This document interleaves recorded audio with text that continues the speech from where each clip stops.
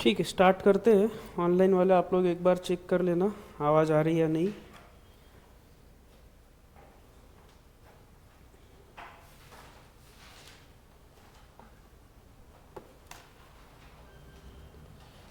ठीक है, last lecture में क्या क्या देखा था हमने?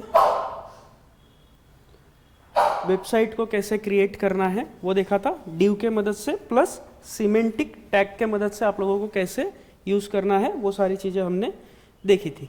आज से हमें क्या स्टार्ट करना है? CSS, ठीक है, जिसका फुल फॉर्म क्या है? Cascading style sheet. ठीक है, ये CSS का फुल फॉर्म है, आप लोगों को ध्यान में रखना है ये कैस्केडिंग स्टाइल शीट। ठीक है, गुड मॉर्निंग ऑनलाइन वालों को सबको। तो कैस्केडिंग स्टाइल शीट CSS का फुल फॉर्म है, और CSS यूज़ किसके लिए करते हैं हम लोग? डिज़ाइन बनाने के लिए। ठीक है, जैसे कि सेकेंड या फर्स्ट लेक्चर में मैंने बताया था, HTML से हम सिर्फ क्या करेंगे, उसका स्ट्रक्चर डिफाइन कर सकते हैं वेबसाइट का। ठीक है, तो जब वेबसाइट का स्ट्रक्चर डिज़ाइन हो जाएगा, बन जाएगा, तो उसको स्टाइल करने के लिए, अच्छे से प्रॉपरली उसको दिखाने के लिए, उसकी पोजीशन वगैरह सेट करने के लिए, जैसे कि अभी किसी को यहाँ रखना है, किसी कंटेंट को यहाँ रखना है, आपका समझ लो एक वेबसाइट का पेज है, तो जब भी कंटेंट को अलाइन करना होगा या उसकी पोजीशनिंग बतानी होगी, या फिर उसका कलर चेंज करना होगा, या फिर टेक्स्ट का कुछ आपको डिज़ाइन चेंज करना होगा, तो ये सारी चीज़ें जो की जाती है वो किसकी मदद से की जाती है? CSS के मदद से की जाती है। HTML से सिर्फ जैसे कि हमने लास्ट लेक्चर में बनाया था, आपको एक ही लेफ्ट साइड से या थोड़ा बहुत सेंटर में कर सकते हो, वैसा ही आपका CSS यानी अपना HTML से वेबसाइट क्रिएट होता है। CSS से यही चीज़ें सारी अभी प्रॉपरली अलाइन करना, उसको कलरिंग वगैरह, ये सारी चीज़ें हम लोग देखेंगे। तो CSS बनाया किसने था, पहले उसकी थोड़ी सी हिस्ट्री जान लेते हैं हम लोग। HTML को किसने बनाया था? कौन थे उसके फादर HTML के? ऑनलाइन वाले भी बता सकते हो आप लोग।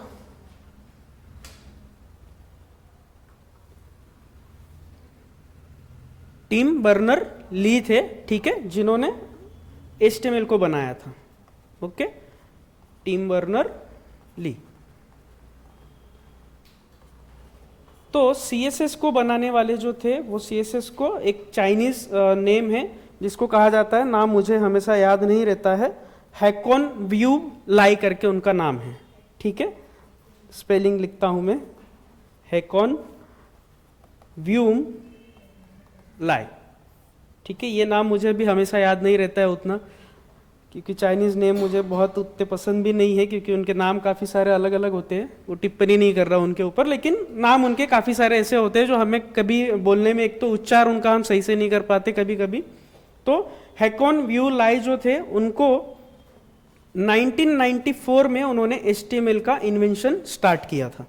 ठीक है, पहले क्या होता था, जब आपकी HTML की वेबसाइट बनती थी तो सिर्फ आपका बन रहा था एक पूरा प्रॉपर स्ट्रक्चर, और थोड़ा 1992 से उसमें बैकग्राउंड कलर वगैरह आना, अलाइन वगैरह करना, जैसे मैंने फॉर्म टिक अपना टेबल टिक में करके दिखाया था, अलाइन सेंटर लेफ्ट वगैरह कर सकते हैं, उसको बैकग्राउंड कलर दे सकते हैं।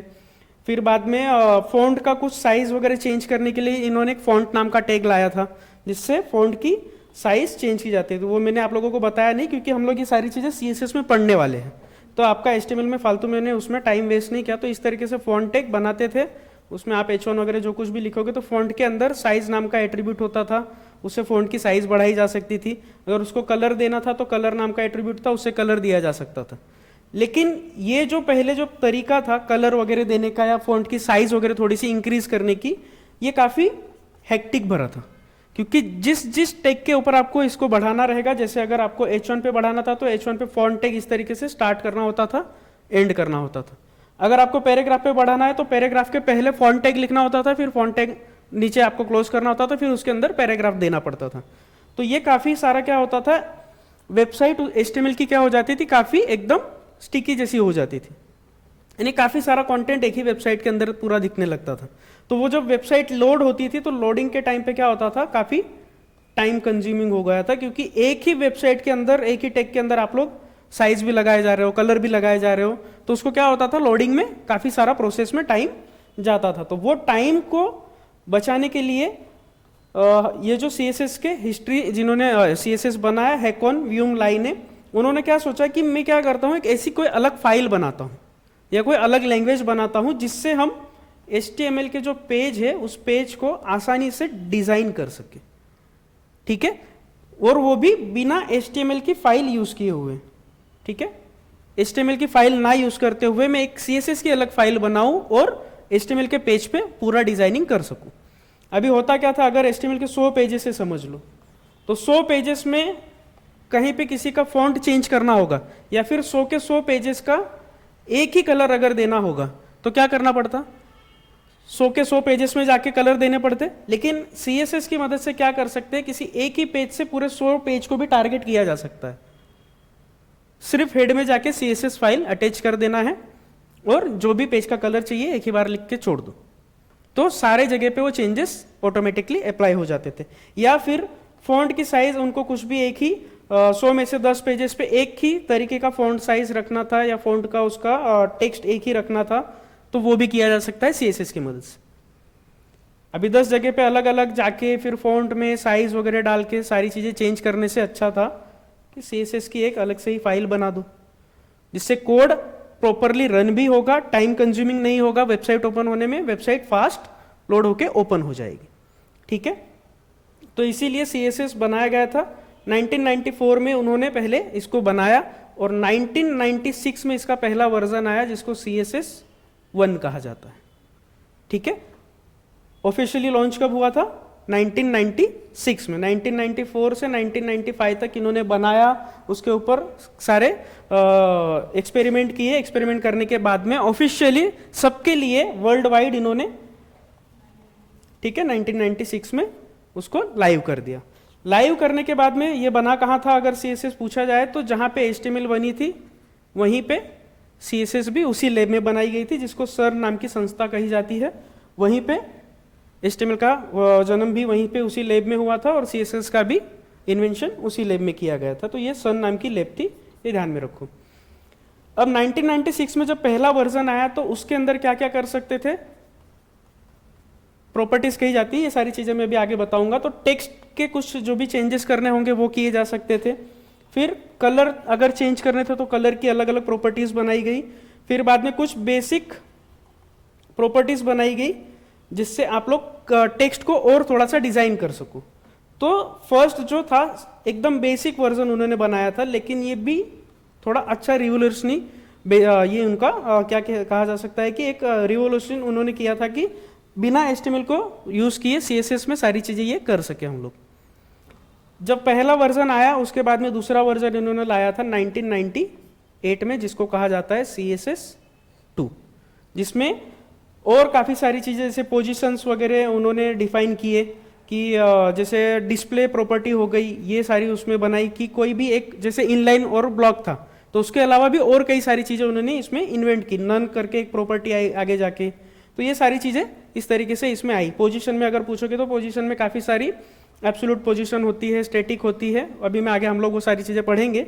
तो ऐसे उन्होंने 1998 में थोड़ा सा और रिवोल्यूशन किया और लास्ट जो वर्जन है वो आया आपका 2005 में। 2005 में उसका CSS का थर्ड वर्जन आया और अभी भी वही कायम चालू है। HTML का कौन सा वर्जन चल रहा है अभी?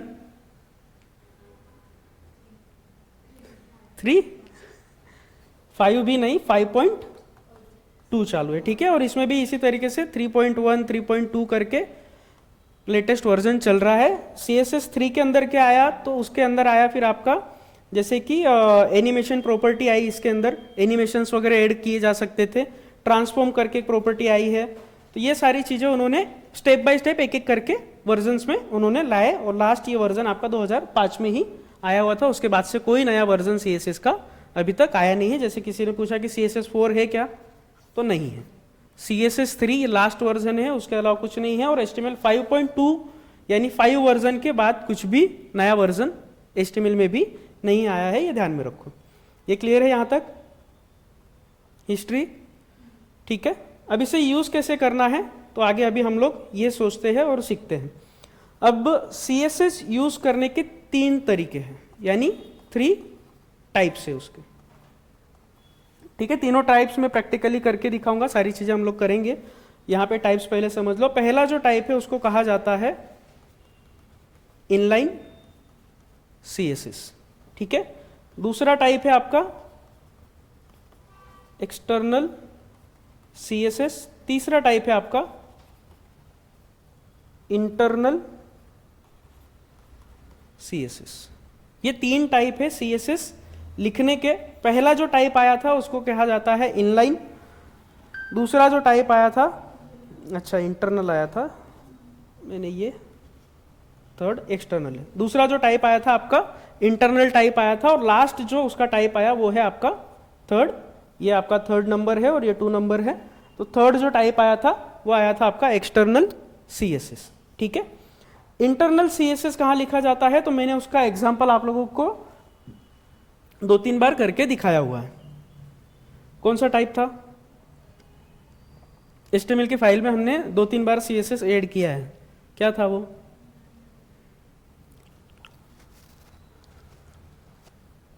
दो तरीके मैंने ऐड करके दिखाया। एक तुम्हारा एग्जांपल भी मैंने करके दिखाया था, वो जो साइड बाय साइड अलाइन करने वाला था। ठीक है, पहला जो था वो क्या था, स्टाइल एट्रीब्यूट यूज करके हम लोग करते थे, उसी को इनलाइन कहा जाता है। अब इनलाइन का मीनिंग क्या होता है तो पहले समझ लो। जैसे कि इनलाइन सीएसएस लिखा कैसे जाता है, तो इनलाइन सीएसएस को अप्लाई किया जाता है सिर्फ टैग्स के ऊपर। जो आपके HTML के टैग्स है डायरेक्टली उसके अंदर आप लोग लिख सकते हो। जैसे कि ये H1 है, H1 के अंदर अगर आपको कुछ स्टाइल देना है, उस पर कुछ प्रॉपर्टी, ये स्टाइल नाम की प्रॉपर्टी इस तरीके से हम लोग अलाइन करते थे, और उसके अंदर जो भी आपको देना है, जैसे कि कलर, तो कलर देना होता था कॉलन, जैसे कि आपको रेड कलर देना था तो रेड, H1 को आप यहाँ पे एंड कर देते हो, जो भी लिखना है आपको वहाँ पे लिख देते हो, और फिर से H1 को क्लोज कर दिया जाता है। तो जो टैग के अंदर CSS अप्लाई करे उसको कहा जाता है इनलाइन। यानी CSS की मैंने कोई नई फाइल नहीं बनाई। ठीक है, CSS को कोई नई फाइल नहीं बनाई, HTML के फाइल के अंदर ही डायरेक्टली मैंने टैग के अंदर CSS लिखा हुआ है। तो सबसे पहले इन्होंने ये वर्जन लाया था। ठीक है, फिर बाद में दूसरा जो वर्जन आया वो क्या था आपका, इंटरनल CSS। ठीक है, उसको कैसे लिखेंगे, तो उसको लिखने के लिए इन्होंने अलग तरीका निकाला, वो भी मैंने एक लेक्चर में करके दिखाया था। दूसरा वाला तरीका आप लोगों को इंटरनल CSS, ये कहां लिखते हैं, जो हमारा हेड था, जो हमारा दिमाग है, उस दिमाग के अंदर मैंने बताया था कि आपको एक स्टाइल नाम का टैग यूज करना है, और उसके अंदर आपको ये CSS लिखना है। स्टाइल ऐड कर दिया, जैसे अभी CSS यहां लिखना होता तो जैसे H1 पे लिखना है तो इस तरीके से मैं H1 कर्ली ब्रैकेट ओपन करना पड़ता है, कर्ली ब्रैकेट क्लोज करना पड़ता है, और उसके अंदर आप लोग जो भी देना चाहो, जैसे कलर दे रहे हो तो कलर रेड, और ये आपका इसी के अंदर आ जाता है। ठीक है, इस तरीके से हम लोग यूज करते हैं। ये सारी चीजें मैं भी प्रैक्टिकली करके दिखाऊंगा। और लास्ट जो तरीका है आपका थर्ड, एक्सटर्नल CSS। अब ये कैसे अप्लाई करना है, तो इसके लिए आपको एक नई फाइल बनानी पड़ेगी। जैसे HTML की एक्सटेंशन क्या यूज करते हैं, डॉट HTML, उसी तरीके से CSS की एक नई फाइल बनेगी, उसका एक्सटेंशन क्या आएगा, डॉट CSS। ठीक है, ये उसका एक्सटेंशन है। तो एक नई फाइल जैसे स्टाइल डॉट CSS नाम से एक फाइल आप लोग बना लोगे। नाम आप चाहे जो भी दे सकते हो, मोस्टली नाम दिया जाता है पहली फाइल को स्टाइल डॉट CSS। ठीक है, अब लिखना कैसे है, तो उसकी नई फाइल जब बन जाएगी तो डायरेक्टली उसके अंदर आप लोग जो भी टैग यूज करना होगा, जैसे H1 यूज किया, कर्ली ब्रैकेट ओपन किया, कर्ली ब्रैकेट क्लोज किया, उसके अंदर आपको जो भी देना है, जैसे कलर देना था तो कलर मैंने दे दिया रेड। मुझे उसकी टेक्स्ट की साइज कुछ अलग करनी थी तो टेक्स्ट साइज मैंने दे दिया, समझ लो 32 पिक्सल। बैकग्राउंड कलर कुछ मुझे देना था तो मैंने ऐसे ही बैकग्राउंड कलर कुछ दे दिया, जैसे कि येलो। तो ऐसे CSS लिखे जाते थे। अब ये ऐसे लिखे क्यों जाते हैं, इसका सिंटेक्स है। ये सिंटेक्स क्या है उस पर बात करते हैं एक्सटर्नल CSS को खत्म करके। तो CSS का सिंटेक्स अभी समझ लो, फास्ट नहीं हो रहा है ना, ठीक। CSS का सिंटेक्स जो है उसमें आप लोगों को 2-3 चीजें ध्यान में रखनी है। इसमें एक होता है सिलेक्टर। ठीक है, सिलेक्टर यानी क्या, आपके टेक्स्ट जैसे H1 हो गया, पैराग्राफ हो गया, इमेज टैग हो गया, वीडियो हो गया। तो HTML को जितने भी टैग्स हैं उन टैग्स को कहा जाता है CSS के अंदर सिलेक्टर। ठीक है, उसको हम कहेंगे सिलेक्टर। फिर बाद में जो आता है सिलेक्टर, जब सिलेक्ट हो जाता है तो उसके अंदर आपको क्या करना होता है, प्रॉपर्टीज नेम, जैसे कि कर्ली ब्रैकेट ओपन करोगे, ये उसका सिंटेक्स है।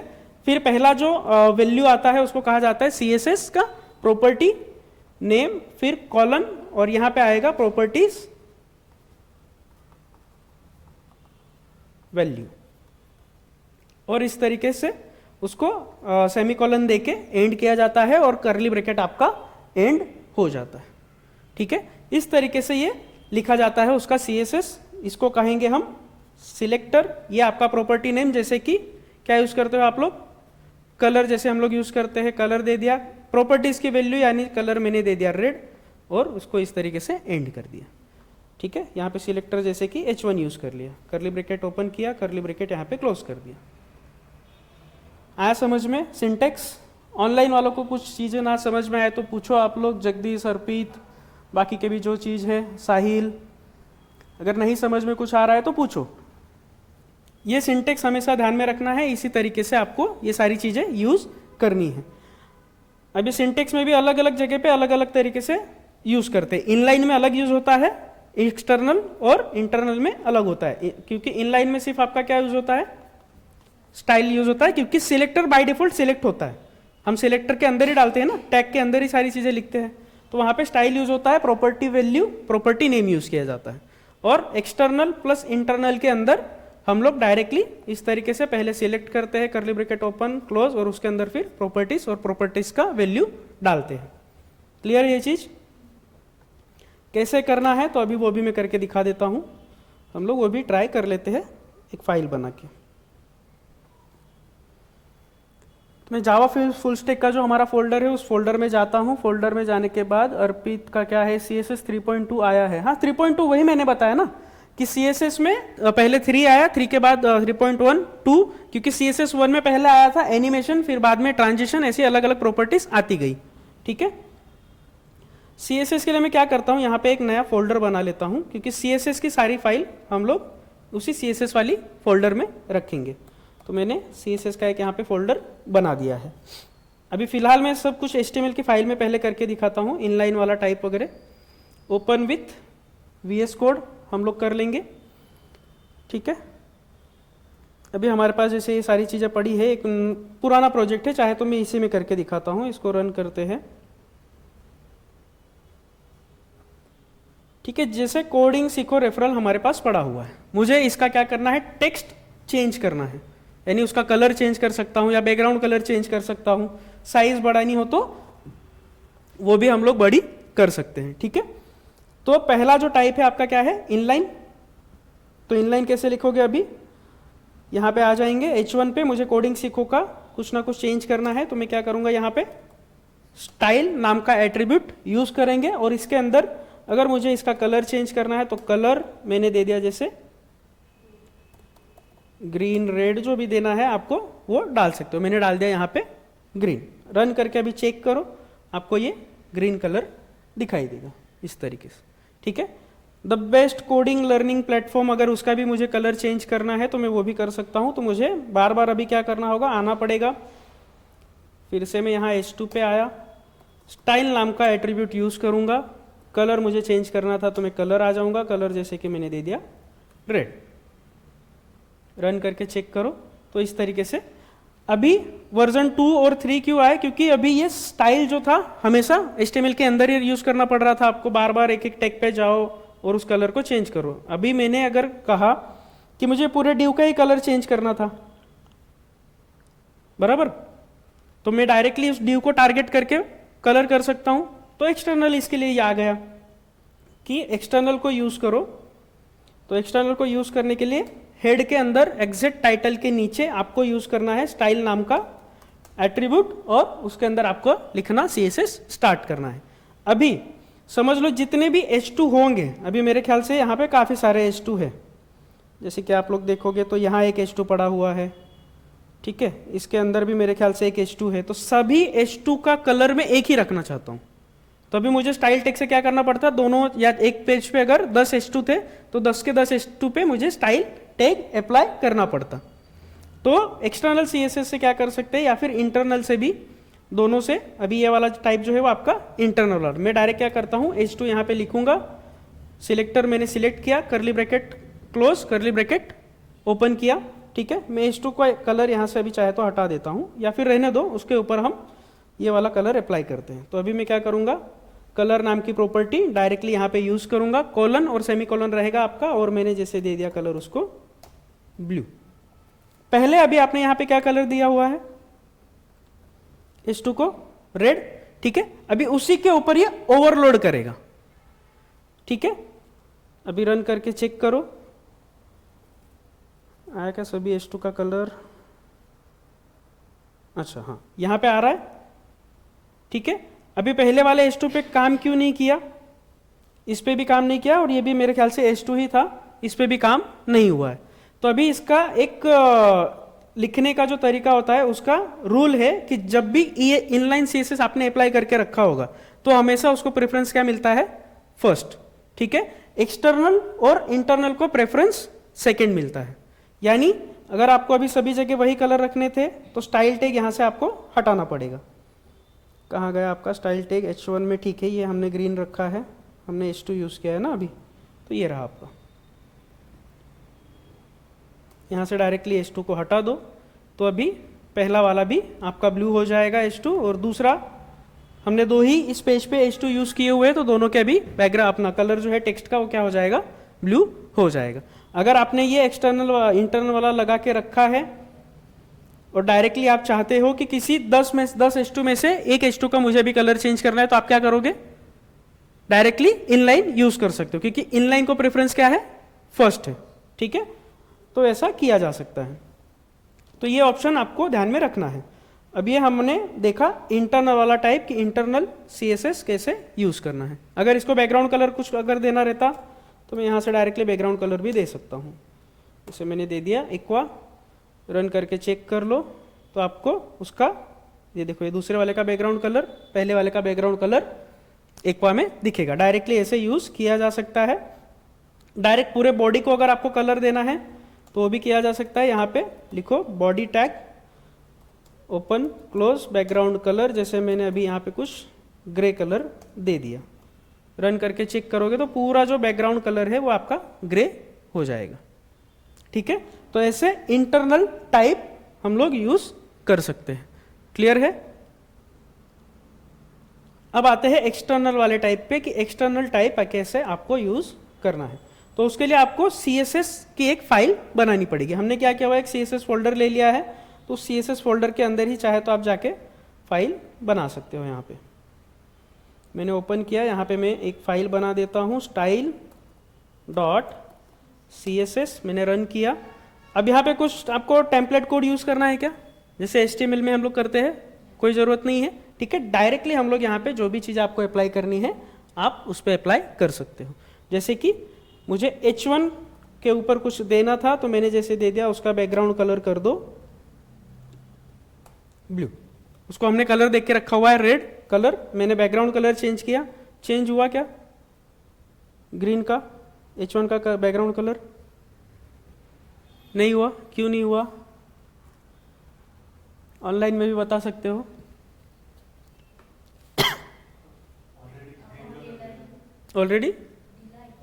ऑलरेडी आपण बॅकग्राऊंड कलर दिलेला आहे, ओके। अजून काही, आपण जो बॅकग्राउंड कलर दिला है तो डायरेक्ट पूर्ण बॉडीला दिलेला है, टैगला नहीं दिलेला है कोणता। अगर आप कह रहे हो कि बैकग्राउंड को ऑलरेडी कलर दिया है तो यहाँ पे तो कलर आ रहा है ना बैकग्राउंड का H2 को, यहाँ नीचे भी H2 को कलर आ रहा है। हाँ, परत देऊ शकतो ना आपण कलर, त्याला काही हरकत नाही, कारण बॅकग्राउंड हे मागे आहे आणि बॅकग्राउंडचं वरती टेक्स्ट आहे। आता टेक्स्टला आपण एखादं वेगळं कलर अजून देऊ शकतो। हमने कनेक्ट ही नहीं किया ना, मैंने बताया था लेक्चर में कि हेड के अंदर CSS फाइल कनेक्ट करनी पड़ेगी। आप लोगों ने कनेक्ट किया क्या, फिर आना चाहिए, ये ध्यान रखना चाहिए आप लोगों को कि स्टाइल के अंदर आके आपको क्या करना पड़ेगा, उसकी फाइल को CSS की फाइल को हमें कनेक्ट करना पड़ेगा तब जाके वो बनेगा। ठीक है, तो मैं क्या करता हूँ, अभी ये वाली फाइल को मैं कमेंट पास कर देता हूँ।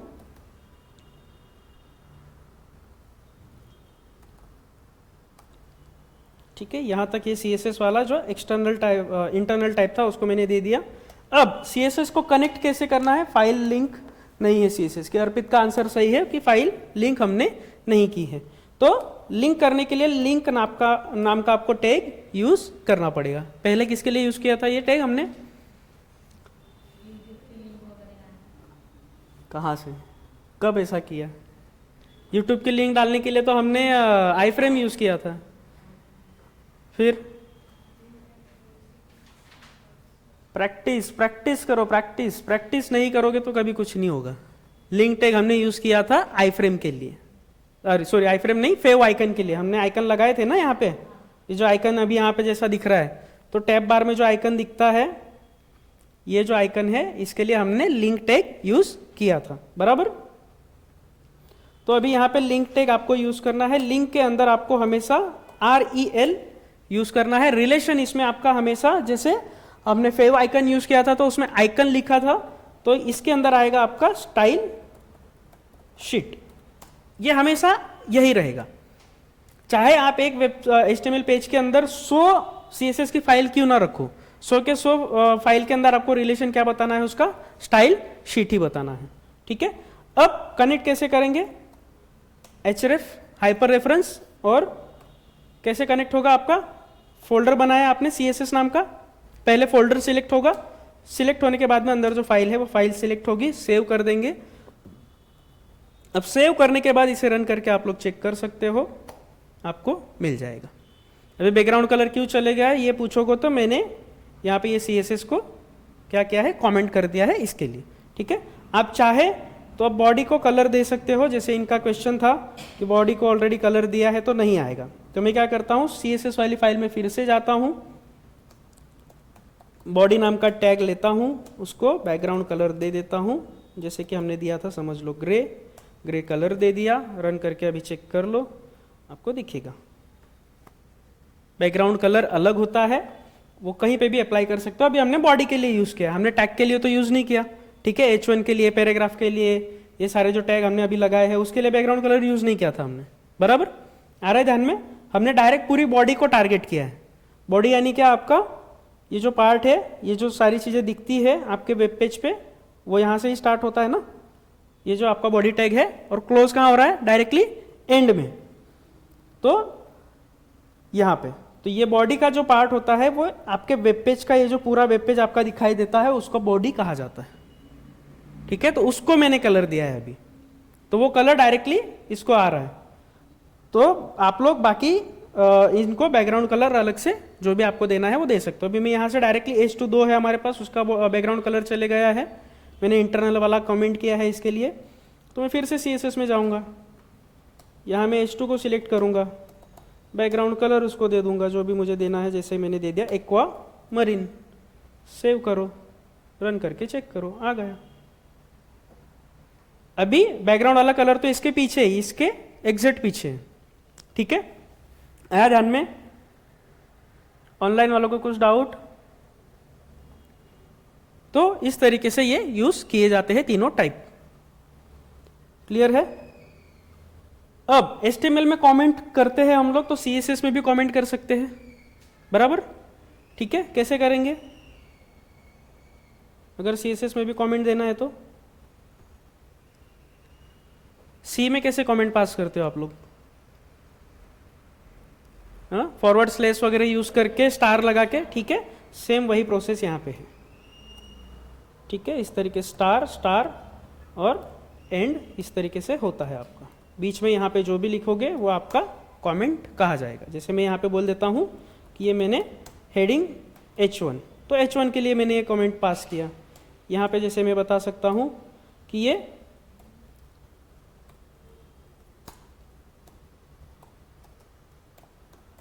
फुल बॉडी बैकग्राउंड कलर, जो भी आपको पास करने हैं यहाँ से इस तरीके से कमेंट पास की जाती है। सिंगल लाइन भी पास कर सकते हो, आप चाहे तो मल्टीपल लाइन भी पास कर सकते हो। जैसे मैं यहाँ से हटा लेता हूँ और लाके यहाँ पे रख देता हूँ, तो आपका मल्टी लाइन हो गया। ठीक है, single line, single text, single word, जो भी करना चाहो आप लोग, जैसे भी करना चाहो वैसे इसको दिया जा सकता है। क्लियर है ये चीज? कुछ डाउट इसमें? दोनों तीनों टाइप कैसे यूज करने हैं आप लोगों को? हमने सिंटेक्स भी देख लिया है, सिंटेक्स क्या होता है, तीन टाइप उसके जो होते हैं, तीनों अलग अलग कैसे उसको यूज करना है वो भी हमने देखा है, और कमेंट कैसे पास करनी है वो भी हमने देख लिया है। क्लियर है CSS का सारी चीज़ें? अभी ऐसे अलग अलग अभी सिलेक्टर्स क्या होते हैं वो हम देखेंगे आगे जाके। बैकग्राउंड कलर कैसे यूज़ करना है, बैकग्राउंड में इमेज कैसे यूज़ करनी है, वो भी सारी चीज़ें हम लोग अभी कल से एक एक एक एक सारी प्रॉपर्टीज देखेंगे। ठीक है, यहाँ तक कुछ डाउट है तो पूछो आप लोग। फाइल लिंक नहीं, हाँ CSS ये तो हो गया आप लोगों का। कल से पहले हम लोग CSS 1 वाला स्टार्ट करेंगे, जिसमें आपका टेक्स्ट को कैसे फॉर्मेटिंग करना है, बैकग्राउंड को फॉर्मेटिंग कैसे करना है। बैकग्राउंड में अगर वीडियो चलाना है तो वीडियो भी ला सकते हैं, लेकिन छोटा वीडियो होना चाहिए। ठीक है, नहीं कि 1 घंटे का वीडियो आप डाल दो तो नहीं चलेगा वो। ठीक है, वो सारी चीज़ें मैं कल आप लोगों को बताऊंगा। यहाँ तक कुछ डाउट है तो आप लोग पूछो।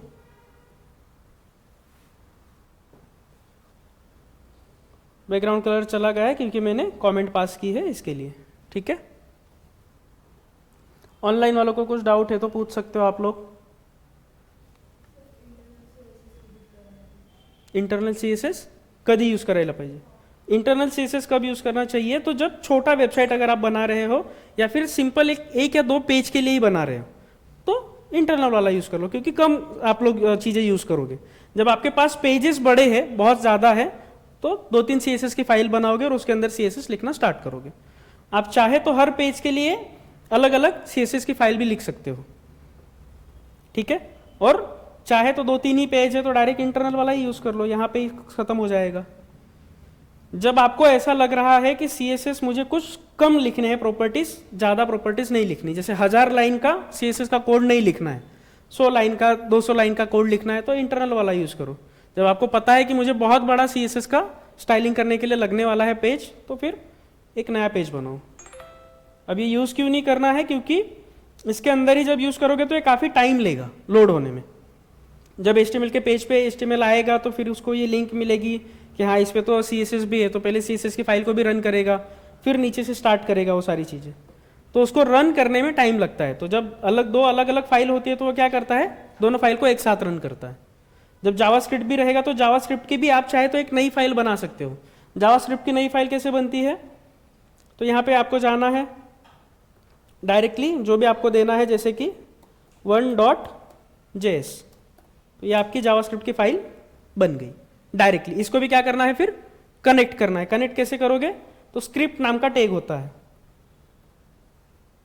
ठीक है, अभी जावास्क्रिप्ट कनेक्ट करने के 2 तरीके हैं, या तो हेड में भी यूज किया जाता है, या फिर जब आपका आपका पूरा HTML लिख के हो जाए, HTML लिख के हो जाने के बाद में यहाँ पे स्क्रिप्ट नाम का टैग इस तरीके से यूज किया जाता है। 2 तरीके हैं, या तो हेड या फिर HTML के कोड के अंदर एग्जैक्ट बॉडी के ऊपर।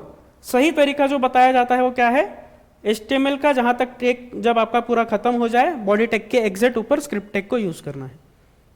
ठीक है, क्लियर है? यहाँ पे src वगैरह यूज करके या फिर href यूज करके आप लोग फाइल को क्रिएट कर सकते हो। जैसे हमारे पास अभी js डॉट क्या था, CSS के अंदर ही बनी है क्या फाइल, हाँ 1.js, तो इस तरीके से वो कनेक्ट हो जाएगी फाइल। फिर जावास्क्रिप्ट में जो भी कोड लिखोगे, जैसे कि जो फंक्शन बना रहे हो या मेथड बना रहे हो, इवेंट्स बना रहे हो, आप लोग ये सारी चीज़ें सीखोगे जावास्क्रिप्ट में, तो वो यहाँ पे लिखने के बाद में वहाँ ऑटोमेटिकली कनेक्ट रहेगा और रन किया जा सकता है उसको। ठीक है, रन करने के लिए भी इसको अलग अलग तरीके हैं, जावास्क्रिप्ट के लेक्चर में वो हम लोग देखेंगे।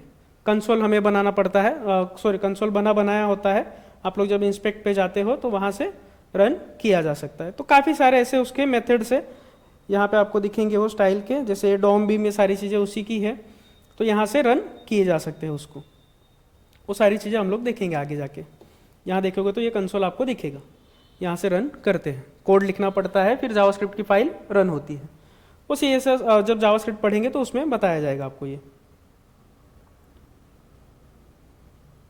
ठीक है, जावास्क्रिप्ट 2 जगह कनेक्ट कर सकते हो। डायरेक्ट HTML एंड पे या फिर हेड में भी लिख सकते हो, लेकिन सही तरीका हेड में लिखना नहीं है, इसको डायरेक्ट HTML के अंदर लिखना है। ठीक है, और कुछ डाउट?